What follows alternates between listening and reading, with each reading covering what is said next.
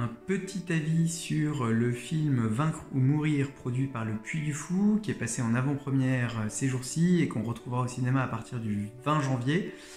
Alors on peut dire que pour une première c'est plutôt réussi, en tout cas sur le plan du cinéma, sur le plan artistique c'est professionnel et on sent que le parc est dans sa zone de confort en ayant choisi une telle thématique, donc pas grand chose à redire.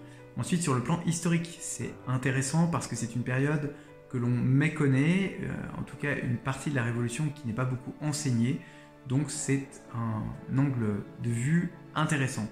Sur le plan politique, ça c'est un aspect, l'aspect politique qui ne m'appartient pas de commenter, donc chacun se fera bien l'idée qu'il voudra. Ce qui m'intéresse davantage, c'est l'aspect chrétien. Charette est un chrétien, et cependant, et le film ne nous le cache pas, sa vie n'est pas complètement unifiée avec sa foi. C'est peut-être un des mérites d'ailleurs de ce film, c'est de ne pas enjoliver les choses, ça n'est pas une hagiographie, on voit Charette dans son humanité, aussi faible et pécheresse, et donc il est entouré de ces Amazones qui l'accompagnent durant ces années de guerre. Mais le plus tragique n'est peut-être pas là, le plus tragique réside peut-être dans ce tournant de la guerre pour Charette, dans les derniers mois, les dernières semaines. En fait, il va en venir à fusiller les prisonniers, ce que bien souvent les Vendéens s'étaient refusés à faire, et son confesseur lui reproche.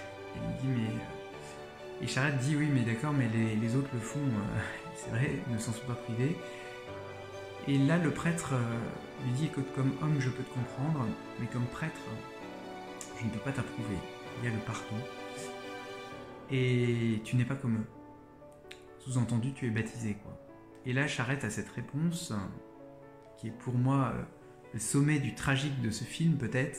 C'est quand Charette dit à ce prêtre, oui, mais à force de faire la guerre, on devient ce qu'on n'est pas. C'est la raison pour laquelle la fin de la vie de Charette, si elle a quelque chose d'héroïque sur le plan humain, elle laisse un peu sur sa fin sur le plan chrétien, soyons honnêtes, parce que justement, l'idéal qui nous est proposé paraît davantage tourné vers la terre que vers le ciel. Voilà, je tenais à vous dire ça parce qu'il me semble que c'est important d'aller voir ce film en sachant qu'on ne va pas avoir une vie de saint, donc c'est pas forcément à travers ce genre de film qu'on va accrocher notre charrue aux étoiles.